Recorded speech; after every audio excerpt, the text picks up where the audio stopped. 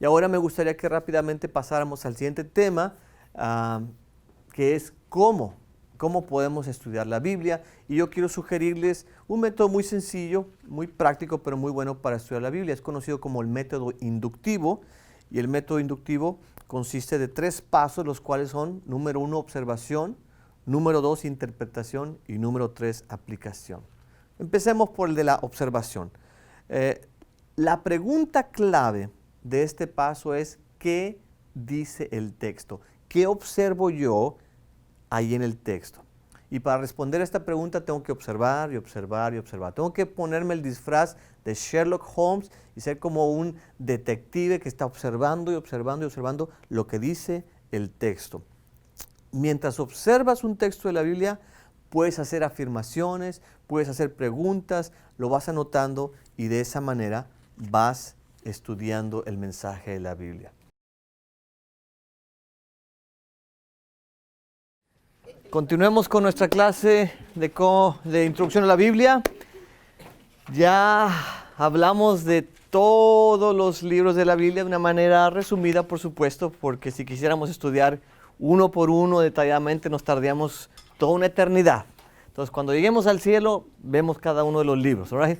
Pero por lo pronto aquí vimos un pequeño resumen y terminamos ese resumen de los libros y comenzamos un tema nuevo dentro de la clase de introducción a la Biblia, y el tema es cómo estudiar la Biblia. Y dijimos que hay varias maneras, hay varios métodos para estudiar la Biblia.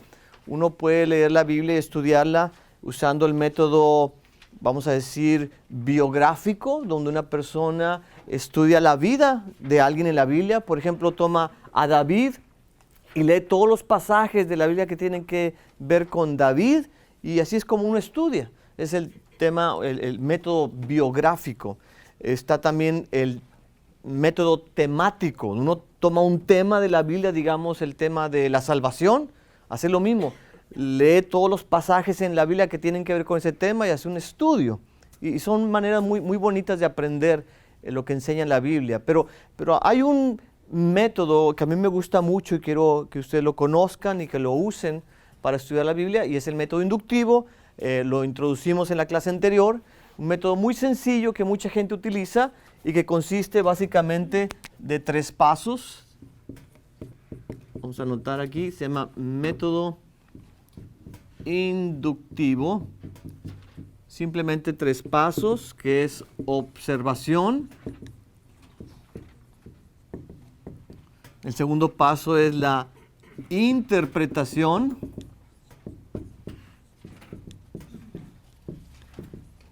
Y el tercer paso es la aplicación. ¿Okay? En el primer paso de la observación dijimos que tenemos que hacer el papel de Sherlock Holmes. Tenemos que ser excelentes observadores de lo que estamos leyendo en la Biblia. Tenemos que observar y observar y observar y observar. Tenemos que ir muy abajo de la superficie del texto.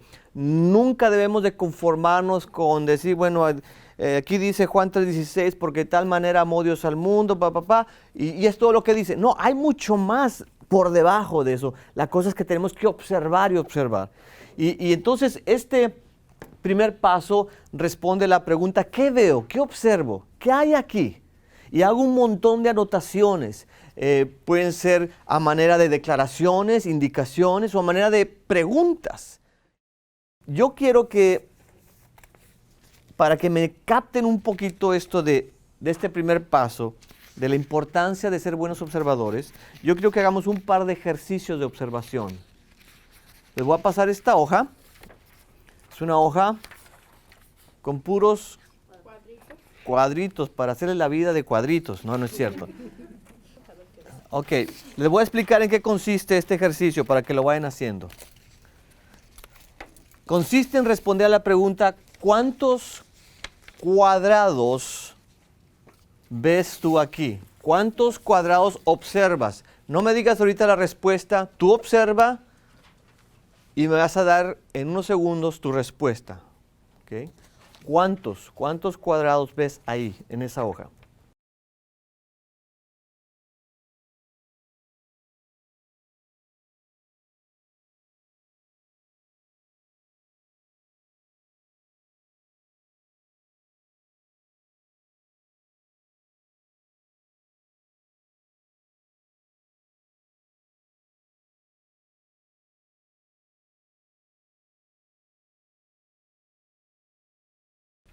Ok. ¿Cuántos vieron? ¿Alguien, tú, Efraín, cuántos viste? 17. Ok, ¿tú, Víctor? Ok, ¿alguien más? 23. 25. Sí. 16. ¿Alguien más? ¿Alex? 22. 22. Yo veo 31. Ok, aquí van. Primero hay lo más sencillo. 1, 2, 3, 4. Por 1, 2, 3, 4 son 16, ¿verdad? 4 por 4, ahí van 16. Pero tenemos que observar más allá de lo superficial. Ese es el nivel superficial. Tenemos que ver si hay más cuadrados ahí. Bueno, fíjate aquí. ¿Esto no es un cuadrado también? Sí. Eso es 1. ¿Y esto de aquí a aquí no es otro cuadrado? 2. ¿Y esto de aquí no es otro? 3.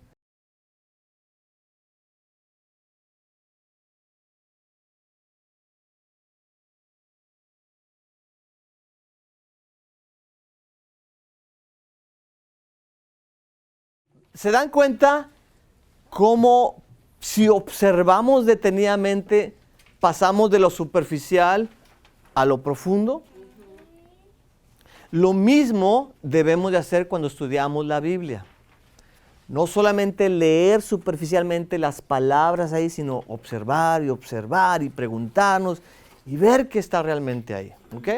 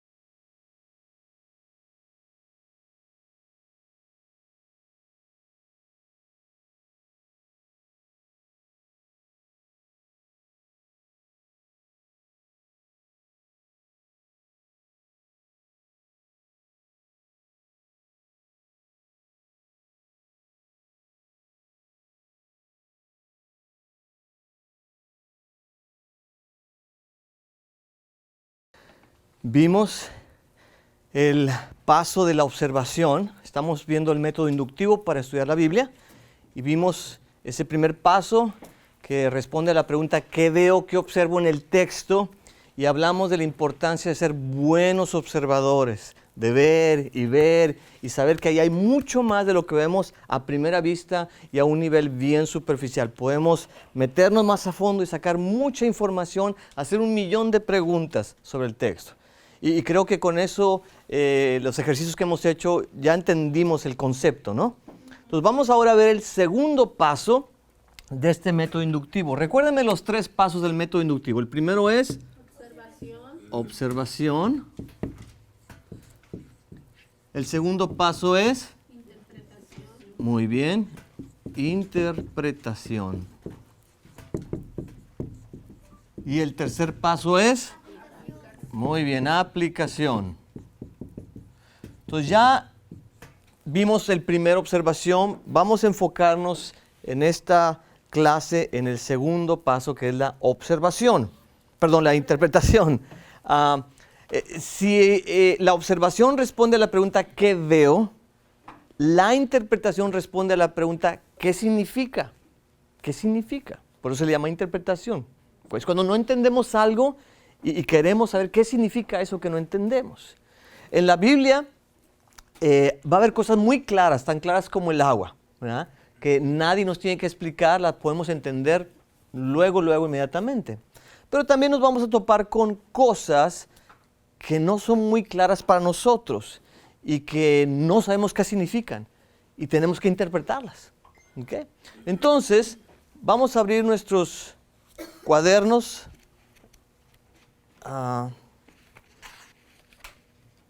Ahí donde dice cómo estudiar la Biblia, y vamos a leer lo que dice ahí. Debajo del encabezado que dice interpretación. ¿Ok? Dice, la pregunta clave de este segundo paso es ¿qué significa? Tu tarea es responder a esta pregunta tratando de encontrar el propósito del autor, sus pensamientos, sus actitudes, emociones y cómo los destinatarios del libro, los recipientes de esa carta o de ese libro, debieron haber entendido el mensaje originalmente.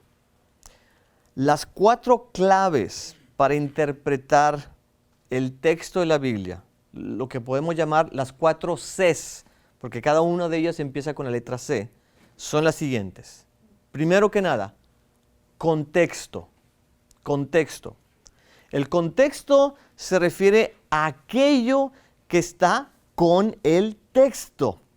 Son las oraciones, y por oraciones no me refiero a plegarias, a ruegos hacia Dios, no me refiero a, gramaticalmente hablando, al sustantivo, verbo, adjetivo, a eso me refiero. Son las oraciones o los versículos o los párrafos que están antes y después del pasaje que estoy leyendo o estudiando. Este es el contexto de las letras, porque estamos leyendo letras. Estamos leyendo palabras y por eso se le llama el contexto literario. Literario quiere decir de letras, ¿ok? El contexto literario de cualquier versículo es la oración donde se encuentra, y nuevamente estoy usando la palabra oración en el sentido gramatical y no de una plegaria a Dios. También es el párrafo al que pertenece esa oración, el capítulo al que pertenece ese párrafo, la sección a la que pertenece ese párrafo, el libro al que pertenece esa sección, el testamento al que pertenece ese libro y en sí toda la Biblia. Es el contexto literario de un versículo o un texto de la Biblia. Déjame explicar nuevamente eso que acabo de leer. Todos nosotros hemos escuchado y tal vez no sabemos de memoria Juan 3:16, ¿verdad? Dice, porque de tal manera, y bueno, y así sigue todo, ¿verdad? Este es el texto, vamos a decir, es lo que estamos leyendo ahorita, tal vez lo queremos estudiar, pero su contexto son lo que está arriba, lo que está en el versículo 15, porque esto es Juan 3:16, ¿verdad? Es Juan 3:16. Acá está el 15, acá está el 14, etc. Pero también queremos saber qué dice abajo de él, en el 17, 18. Entonces, este sería su contexto. El texto tiene palabras, ¿verdad? Las palabras son parte de una oración, porque de tal manera amó Dios al mundo. Esa es una oración. La palabra porque es una palabra que pertenece a una oración, porque de tal manera amó Dios al mundo. Pero esa oración o ese versículo también es parte de un párrafo. Vamos a suponer que el párrafo es todo esto. No lo voy a escribir porque no tenemos tiempo, pero vamos a suponer que aquí hay palabras también. Y todo esto es un párrafo. Pero ese párrafo es parte de un capítulo de la Biblia. Y ese capítulo puede ser parte de toda una sección del Evangelio de Juan. Y esa sección obviamente es parte de todo el libro de Juan. Y el libro de Juan es parte de todo el Nuevo Testamento. Y el Nuevo Testamento es parte de toda la Biblia. Entonces, cuando estudiemos la Biblia, tenemos que usar dos tipos de lentes. El microscópico, donde vemos así, porque de tal manera, veo palabra por palabra, la observo, pero también el telescópico, donde me hago hacia atrás y digo cuál es su contexto, qué es lo que está antes y qué es lo que está después. ¿Por qué es tan importante el contexto para interpretar la Biblia, para entender qué es lo que significa? Te voy a decir por qué. Porque ninguno de nosotros habla de esta manera. Las 3 pulgadas de nieve cayeron en el driveway cuando el precio del petróleo aumentó. Gracias a que el portero se hizo a un lado, todos los espectadores se levantaron gritando, aleluya, gloria a Dios, comentaba el pastor en la iglesia, y de repente Pepito se cayó. ¿Me entendieron? No. Ninguno de nosotros habla así, excepto que seas Cantinflas, ¿verdad? No hablamos así, siempre hablamos de esta manera. Llevamos un principio, una mitad y un final. Llevamos una secuencia de pensamientos, un orden. Y de la misma manera se comunicó Dios con nosotros y quedó registrado esto en la Biblia. Entonces, si nosotros hacemos esto, agarramos porque de tal manera amó Dios al mundo y lo sacamos aquí y lo sacamos de su contexto, no vamos a entender muy bien de qué se trata. Ese versículo lo tenemos que poner de nuevo en su contexto y ver cuál es el principio, cuál es la mitad, cuál es el final, para entender correctamente de qué se está hablando, cuál es el tema, cuál es el punto que está haciendo y podamos interpretar bien la Biblia. Si tú siempre consideras el contexto del texto que estás leyendo o estudiando, yo creo que tienes como un 60, 70, tal vez hasta un 80% de posibilidades de interpretar correctamente la Biblia. Pero si tú sacas las cosas de su contexto, tú tienes un 100% de posibilidades que vas a malinterpretar la Biblia. Y al rato te lo voy a demostrar con algunos ejercicios. ¿Ok? Voy a darle la vuelta aquí a tu cuadernito. Dice, además del contexto literal, es importante considerar el contexto histórico y geográfico del texto, porque todo lo que se escribe en la Biblia es parte de un momento de la historia. Por ejemplo, cuando en el libro de Génesis, allá por el capítulo 12, se nos empieza a hablar de un hombre que se llama Abraham. ¿De qué contexto histórico estamos hablando? ¿De qué año estamos hablando? 2000 antes de Cristo. En el 2000 no había carros, no había computadoras. Es otro contexto histórico al de nosotros. Si venimos a este pasaje de Juan 3:16, ¿en qué tiempo más o menos se escribe el Evangelio de Juan? Juan es en el Nuevo Testamento, es despuesito de Jesús.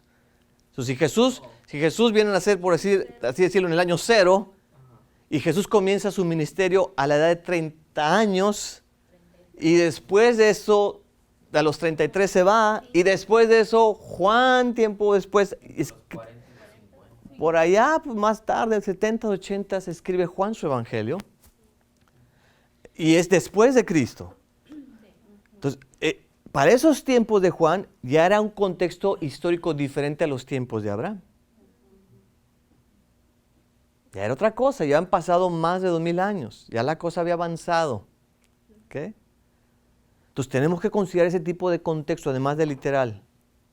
Tenemos que considerar el contexto geográfico. ¿Dónde está la persona? ¿Dónde se encuentra?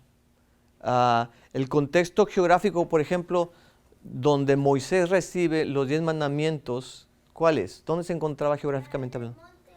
Monte Sinaí, ¿verdad? Monte Sinaí. Y el contexto donde, vamos a decir, se encuentra Jerusalén, la capital de la nación de Israel, es otro lugar geográfico. ¿Y por qué tenemos que considerar el contexto geográfico? Porque algunos lugares son áridos y otros son muy verdes y muy fértiles. En algunos lugares hay agua, en otros no hay tanta agua. En algunos lugares puede haber frío, en otros no hay frío. En algunos lugares están por encima del nivel del mar, otros están al nivel del mar. Y todo eso influye cuando leemos la Biblia. Por ejemplo, vas a darte cuenta tú que cuando leas la Biblia, de repente van a decir los escritores, subamos a Jerusalén. ¿Subamos a Jerusalén? Y uno lo lee y dice, pues subamos, ok, subamos. ¿Pero por qué dice subamos la Biblia? Porque Jerusalén está arriba geográficamente hablando. ¿Right? Entonces, hay que considerar todo ese tipo de contexto para entender bien la Biblia e interpretarla correctamente. El contexto histórico es el contexto del tiempo en el que se escribió el pasaje. ¿Cuándo se escribió? ¿A qué época de la historia pertenece este pasaje? ¿Cuáles son algunas de las influencias sociales, políticas, tecnológicas sobre el autor y aquellos a quienes le está escribiendo en este tiempo? El contexto geográfico es el contexto del lugar. Responde a la pregunta, ¿dónde se escribió el pasaje? Al investigar el contexto geográfico uno puede contestar preguntas como las siguientes. ¿Cómo era el terreno? ¿Qué características topográficas hacían esta región diferente? ¿Cómo era el clima? ¿Qué tan lejos quedaba esta ciudad de los lugares mencionados en el pasaje? ¿Cuáles eran las rutas que tomaba la gente? ¿De qué tamaño era la ciudad? ¿Cuál era la característica por la que se conocía a este lugar? Etcétera, etcétera, etcétera. Y si nosotros consideramos todas estas cosas de contexto, vamos a poder entender mejor lo que dice el texto y lo vamos a poder interpretar mejor. All right? Esa es la primera C, contexto, literal, histórico, geográfico. Y más adelante les voy a decir cómo podemos hacer esto, ¿ok? Segunda C, es la C de la comparación. La comparación consiste en comparar, fíjate bien, la escritura con la escritura. Es decir, lo que dice la Biblia con lo que dice la Biblia. La mejor intérprete que tú vas a tener junto a ti todo el tiempo es la Biblia misma, que te va a decir qué significa eso que estás leyendo. Por eso es tan importante que leamos toda la Biblia una y mil veces y que sepamos muy bien de qué se trata, porque la misma Biblia nos va, por así decirlo, descifrar lo que quiere decir la misma Biblia. Por ejemplo, en el libro de Apocalipsis, que es un libro muy simbólico, si te vas a los primeros capítulos, se habla ahí de que a Juan el apóstol se le aparece alguien que tiene rostro como de sol, ojos como de fuego y que de su boca sale una espada y lo empieza a describir y uno parece que es un monstruo, pero después te hace ver que es Jesús. ¿No? Y dice que ese personaje, Jesucristo, se pasea en medio de 7 candelabros y que tiene en sus manos 7 estrellas. Y uno dice, wow, qué extraño es todo eso. Vamos a verlo. Abran sus Biblias conmigo, por favor. Ahí en Apocalipsis.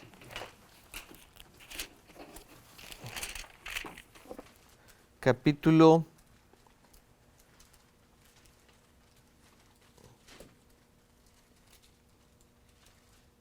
'Voy a empezar desde el capítulo capítulo 1, desde el versículo 12. All right?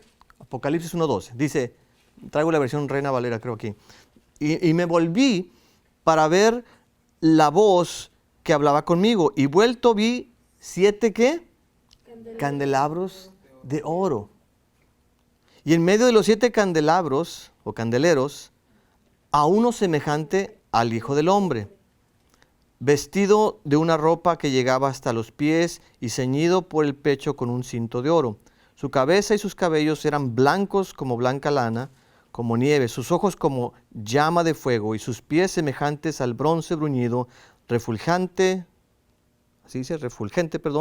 como un horno, y su voz como estruendo de muchas aguas. Tenía en su diestra 7 estrellas.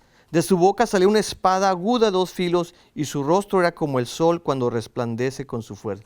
Y uno le dice, ¿qué significa esto? ¿Qué significa? Pues espérate tantito, si sigues leyendo, la misma Biblia te va a decir qué significa. Vamos a seguir leyendo.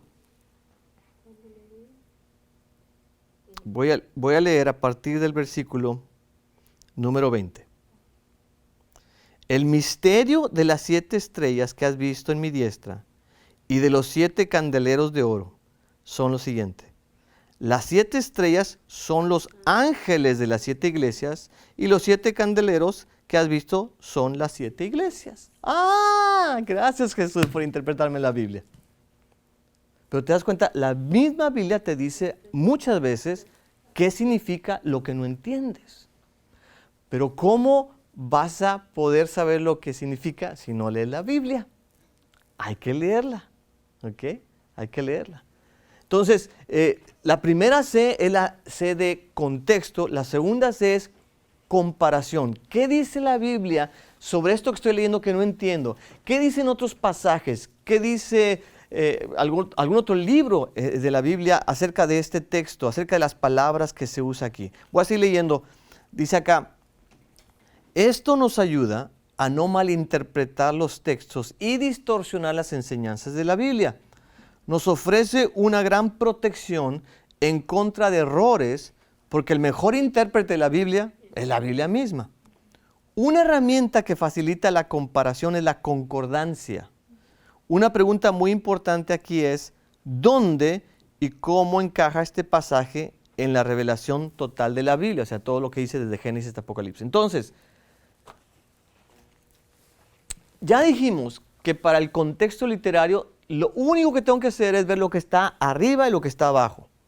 Preguntarme, esto es parte de una sección, de un capítulo, y tratar de leer todo lo que pueda de esa sección, de ese capítulo, para entender correctamente mi texto. Pero ahora la segunda C de comparar, si yo quiero saber qué es lo que me dice la Biblia de esto que no entiendo, ¿cómo lo voy a encontrar? La Biblia es muy grande. Entonces la herramienta que tengo que tener a la mano es una concordancia. ¿Qué es una concordancia? Bueno, algunas Biblias ya traen una concordancia, como esta que traigo aquí. Esta Biblia es una Biblia de estudio, muy antigua por cierto. Y en la parte de atrás de la Biblia viene la concordancia. ¿Ok?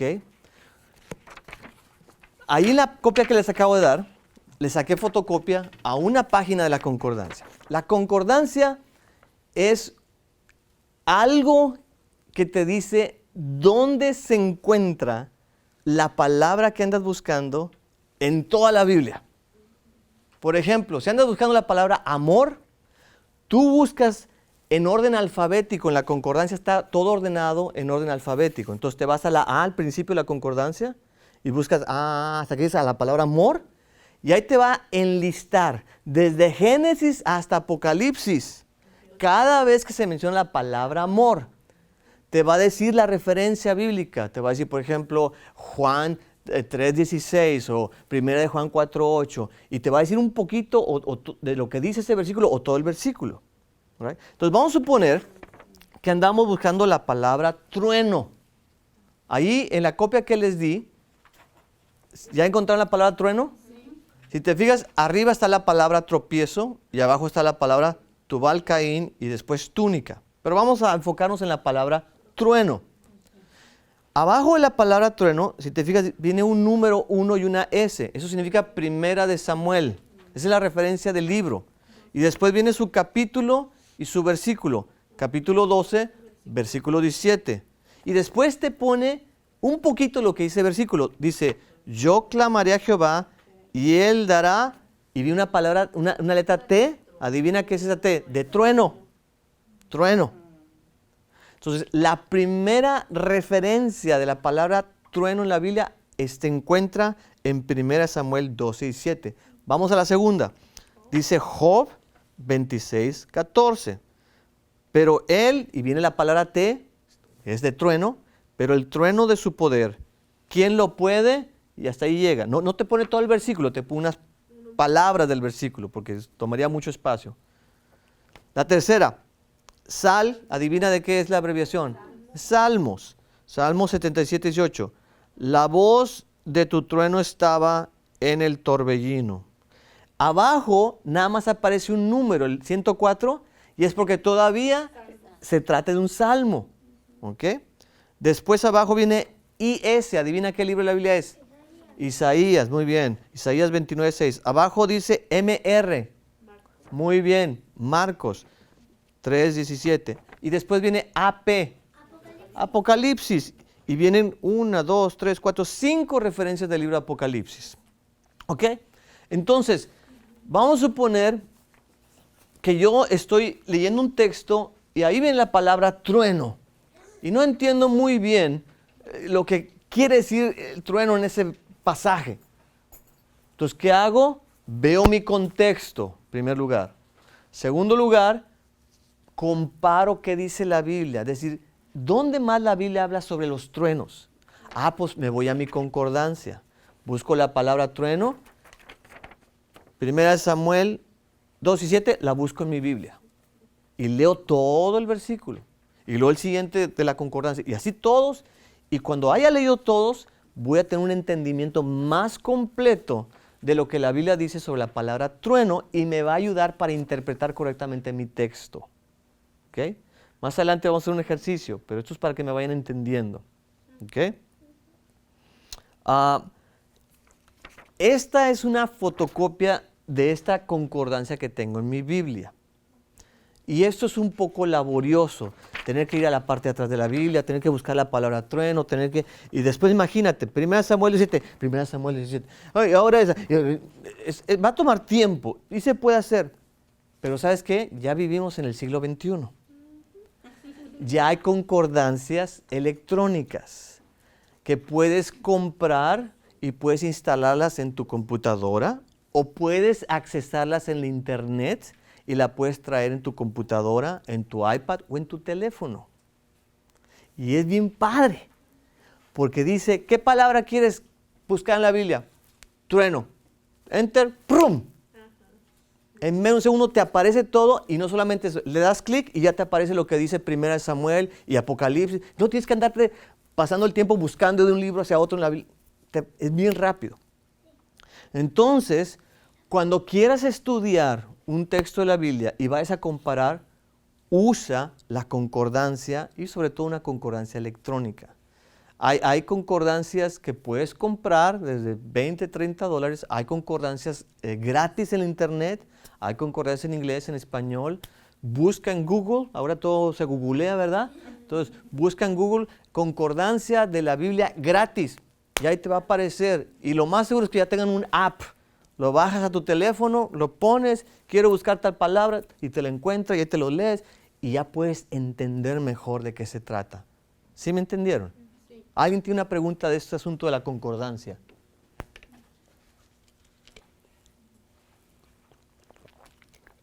Bueno, escúcheme bien. La tentación que todo mundo tiene cuando quieren interpretar la Biblia, cuando se preguntan, ¿qué significa esto? No le entiendo, que alguien me explique. La tentación que todo mundo tiene es la siguiente.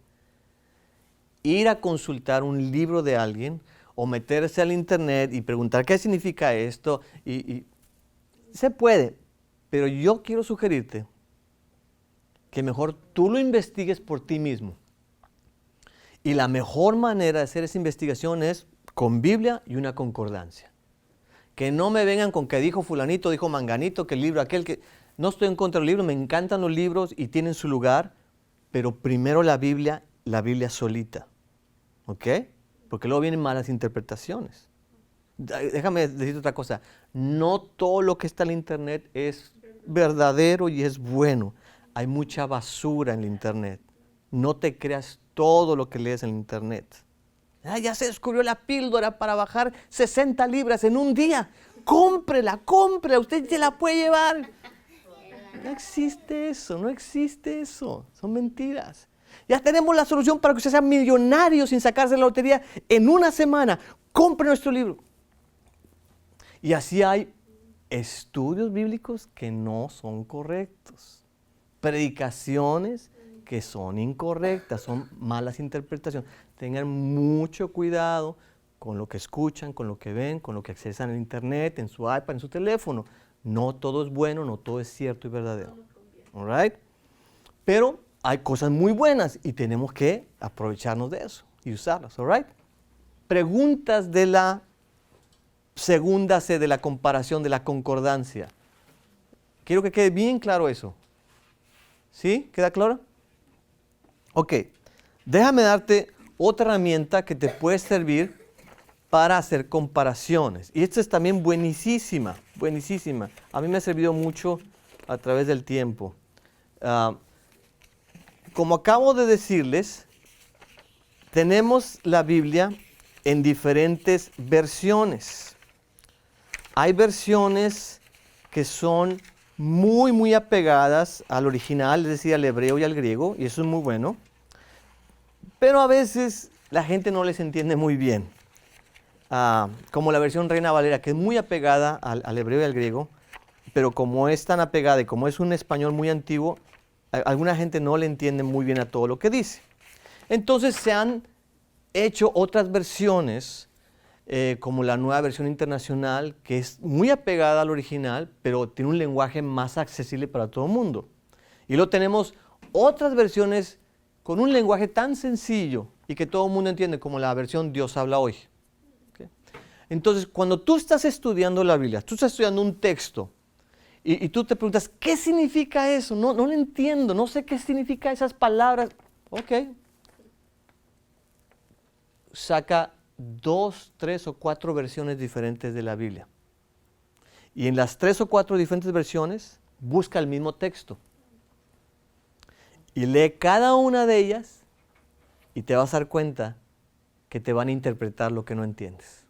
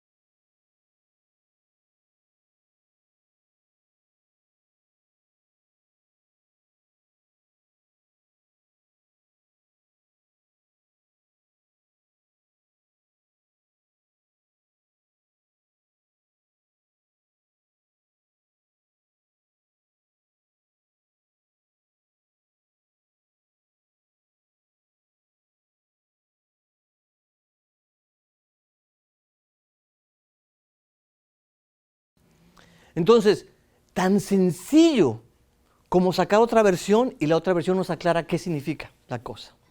¿Okay? Por eso a mí me encanta la versión con la que leo aquí en la Biblia, la Viña, que es la de Dios habla hoy, donde todo te lo aclara. Y hay otras versiones nuevas como la que se llama la traducción del viviente, muy entendible. Hay una traducción tremenda, pero desafortunadamente nada más está en inglés, se llama The Message, el mensaje. Te lo pone tan clara como el agua toda la Biblia. Y uno disfruta y dice, le entiendo todo. Fabuloso. Se llama The Message, el mensaje. Pero solamente está en inglés. Si entiendes inglés, yo te recomiendo que tengas esa versión y la lees. Es tremenda esa versión. Elías, ¿tú quieres decir algo? Por ejemplo, aquí en YouVersion está la Reina Valera 1960. Cuando está la palabra que dice estatero, tiene un pequeño ¿Asterisco? Sí. Y le dice que es una moneda correspondiente a 4 dracmas. Muy bien.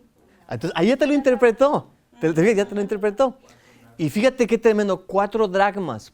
¿Por qué 4 dracmas? Porque eran dos de Jesús y del oro.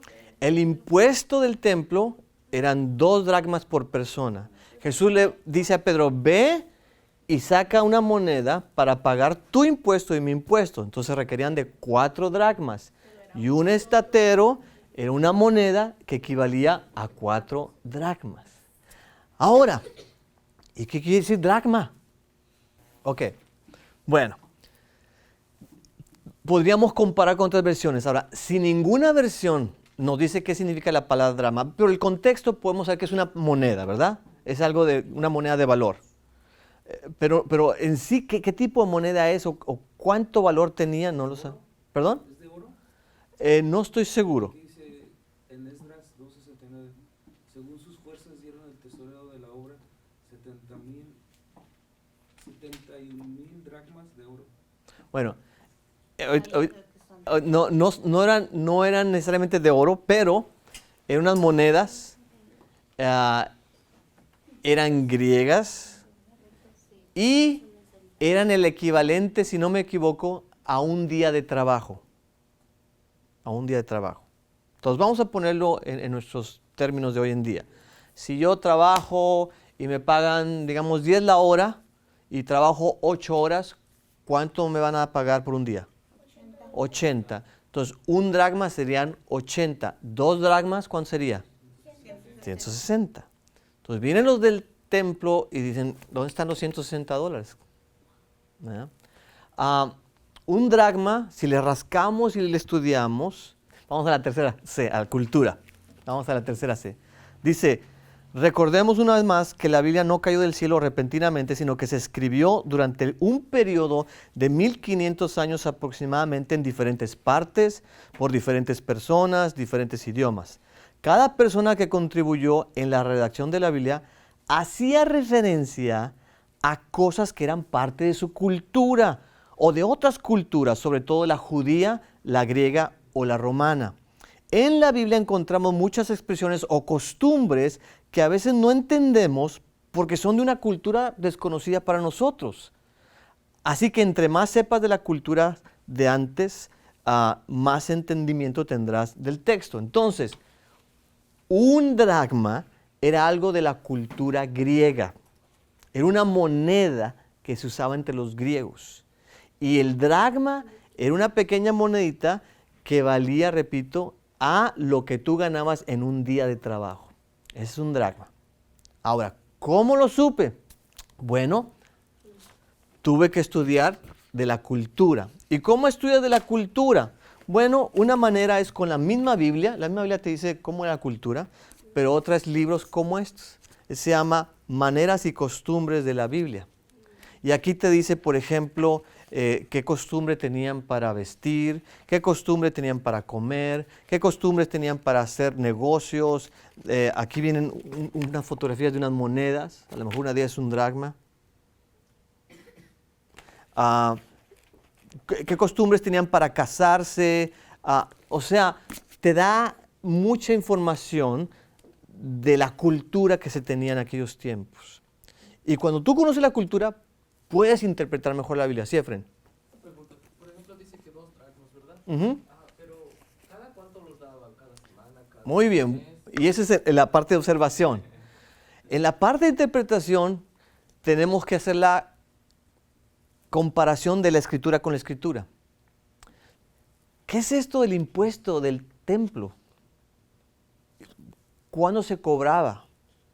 Y seguramente Elías, ahí en su teléfono, donde leyó lo que dice Mateo 17, había por ahí una letrita, un numerito, como referencia a los orígenes de este impuesto del templo. Y leíste, ¿fue Esdras o Nehemías? Léelo otra vez, por favor, Esdras 2.